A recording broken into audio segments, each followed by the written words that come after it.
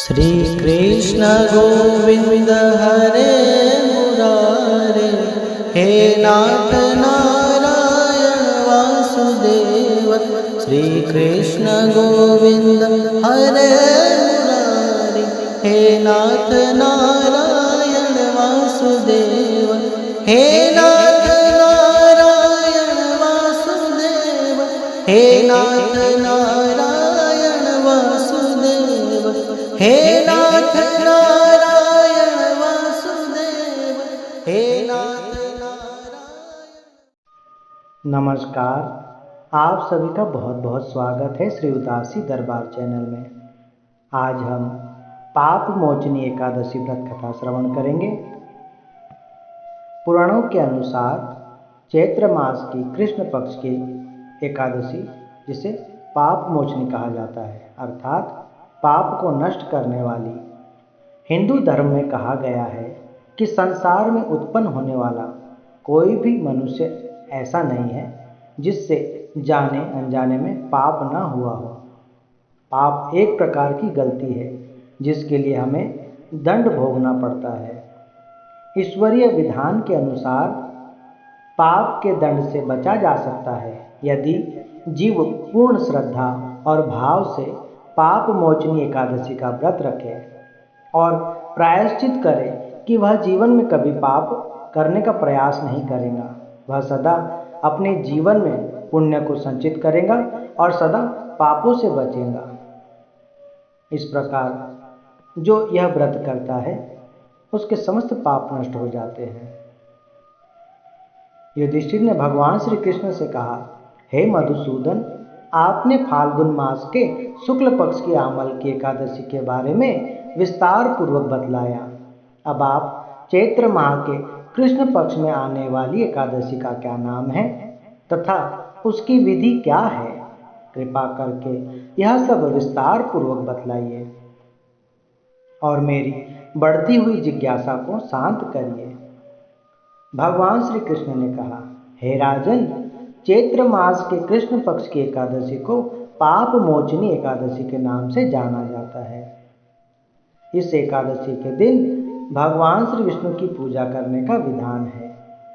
आपने जो मुझसे प्रश्न किया है वही प्रश्न एक दिन महाराज मंधाता ने श्री लोमश ऋषि जी से पूछा था। तब लोमश ऋषि जी ने उन्हें यह जो कथा सुनाई थी वही मैं तुम्हें सुना रहा हूँ, तुम ध्यान पूर्वक सुनो।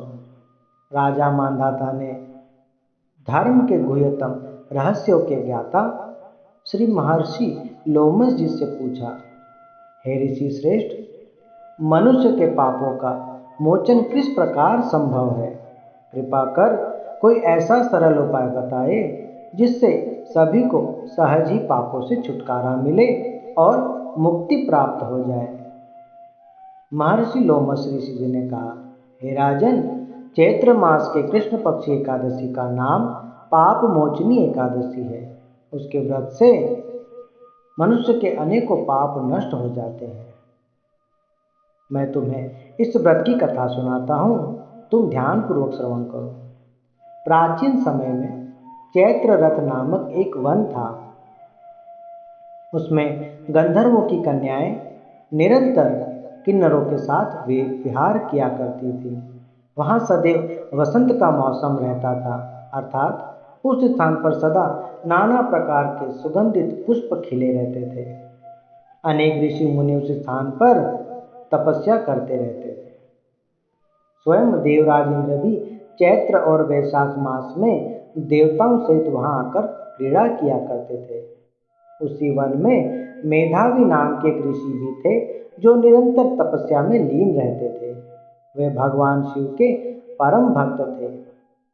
एक दिन मंजू घोषा नाम की एक अप्सरा ने उन्हें देखा और उन्हें मोहित कर उनकी निकटता का लाभ उठाने का विचार किया, परंतु भय के कारण वह उनके समीप नहीं गई और कुछ दूर बैठकर ही मधुर स्वर में वीणा बजाने लगी और मधुर मधुर गीतों का गायन करने लगी।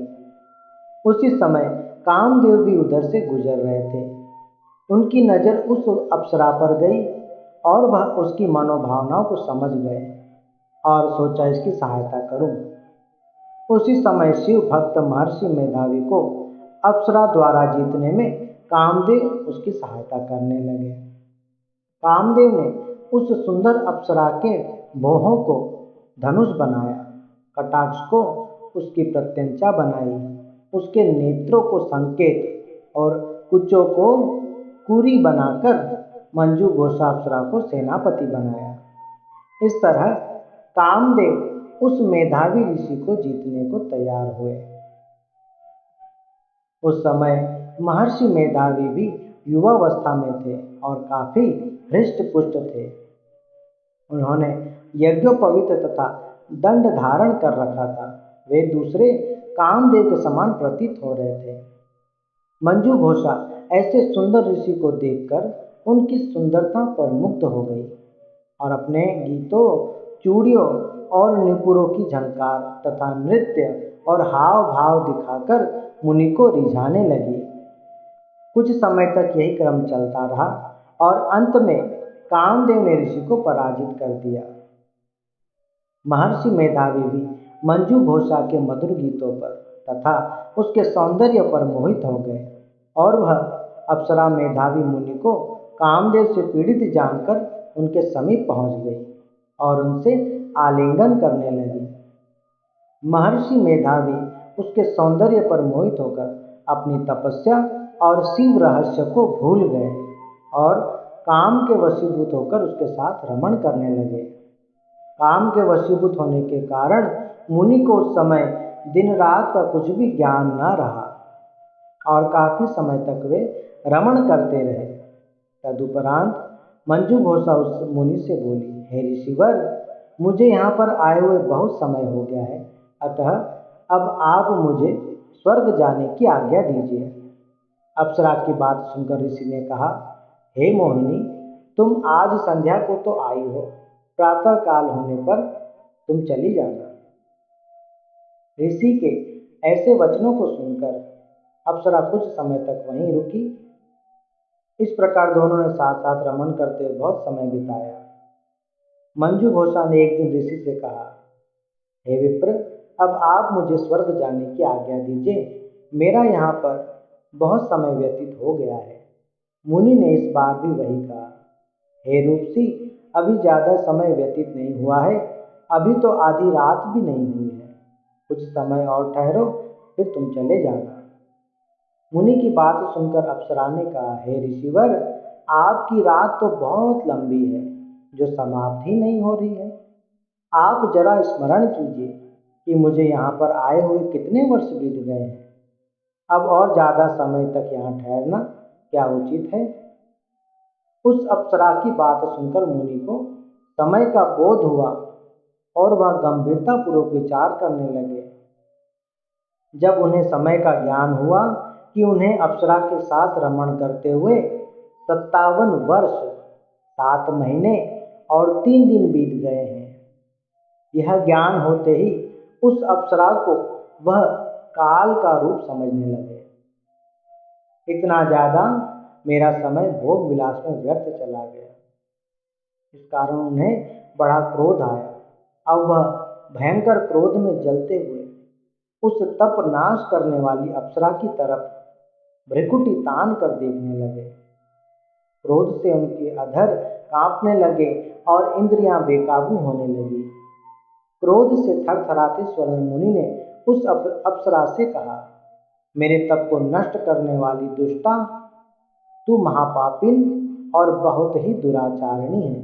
तुझे धिक्कार है, तूने मेरे साथ घात किया है, इसलिए मैं तुझे श्राप देता हूँ कि तू पिशाचनी हो जाए।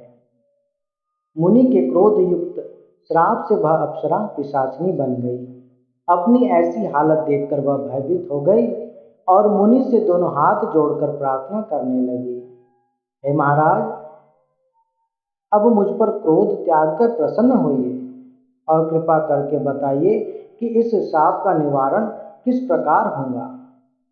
विद्वानों ने कहा है, 7 वाक्य बोलने या 7 कदम साथ साथ चलने मात्र से ही सत्पुरुषों के साथ मैत्री हो जाती है। साधु संतों की संगत अच्छा फल देने वाली होती है। और आपके साथ तो मेरे बहुत वर्ष व्यतीत हुए हैं। अतः अब आप मुझ पर प्रसन्न हो जाइए, अन्यथा लोग कहेंगे कि एक महान पुण्यात्मा के साथ रहने पर भी मंजू घोषा को पिशाचनी बनना पड़ा। मंजू घोषा की बात सुनकर मुनि को अपने क्रोध पर अत्यंत ग्लानि हुई, साथ ही अपनी अपकीर्ति का भय भी हुआ। अतः पिशाचनी बनी मंजू घोषा से मुनि ने कहा, तूने मेरा बहुत बड़ा अनिष्ट किया है, मेरा समस्त जप और तप सब नष्ट कर डाला है, किंतु फिर भी मैं तुझे इस श्राप से मुक्ति का उपाय बतलाता हूँ। चैत्र मास के कृष्ण पक्ष की जो एकादशी है उसका नाम पाप मोचनी है और वह बड़े से बड़े भयंकर पापों को नाश करने वाली है। उस एकादशी का व्रत करने से तुम्हारी पिशाचिनी देह से अवश्य मुक्ति हो जाएगी। ऐसा कहकर मुनि ने उसको व्रत का सब विधान समझा दिया। फिर अपने पापों का प्रायश्चित करने के लिए वे अपने पिता च्यवन ऋषि के पास आ गए। च्यवन ऋषि ने अपने पुत्र मेधावी को देखकर कहा, हे पुत्र, तूने ऐसा कौन सा अनर्थ किया जिससे तेरा सारा पुण्य क्षीण हो गया है? ऐसा क्या किया जिससे तुम्हारे सभी जप और तप नष्ट हो गए हैं? किस कारण तुम्हारा समस्त तेज मलिन हो गया है? मेधावी ऋषि ने लज्जा से अपना सिर झुकाकर कहा, हे पिताजी, मुझसे बहुत बड़ा अपराध हो गया है। मैंने एक अप्सरा से रमण करके बहुत घोर और महापाप किया है। इसी पाप के कारण संभवतः मेरा सारा तेज और मेरा तप नष्ट हो गया है। कृपा करके आप इस पाप से छूटने का कोई उपाय बतलाइए। तब च्यवन ऋषि ने कहा, हे पुत्र, तुम चैत्र मास के कृष्ण पक्ष की पाप मोचनी एकादशी का व्रत विधि विधान तथा पूर्ण श्रद्धा भाव से करो, इससे तुम्हारे सभी पाप नष्ट हो जाएंगे। अपने पिता च्यवन ऋषि के द्वारा उनके वचन सुनकर मेधावी ऋषि ने पाप मोचनी एकादशी का व्रत पूर्ण विधि विधान से किया। उसके प्रभाव से उसके सभी पाप नष्ट हो गए और वह पुनः तपस्या से परिपूर्ण हो गए। उधर मंजू घोषा अप्सरा भी पाप मोचनी एकादशी का व्रत करने से पिशाचिनी की देह से छूट गई और पुनः अपना सुंदर दिव्य रूप धारण कर श्रेष्ठ अप्सरा बनकर स्वर्गलोक में चली गई। लोमस ऋषि ने कहा, हे राजन, इस पाप मोचनी एकादशी के प्रभाव से समस्त पाप नष्ट हो जाते हैं। इस एकादशी की कथा के श्रवण व पठन मात्र से ही 1000 गौदान का फल प्राप्त होता है। इस उपवास के करने से ब्रह्म हत्या जैसे महापाप, गर्भपात करने वाले, स्वर्ण चुराने वाले, मद्यपान करने वाले, पर स्त्री या गुरु स्त्री गमन करने वाले ऐसे बड़े बड़े भयंकर पाप भी नष्ट हो जाते हैं और जीव अंत में स्वर्ग लोक को प्राप्त कर लेता है। बोलिए श्री एकादशी मैया की जय।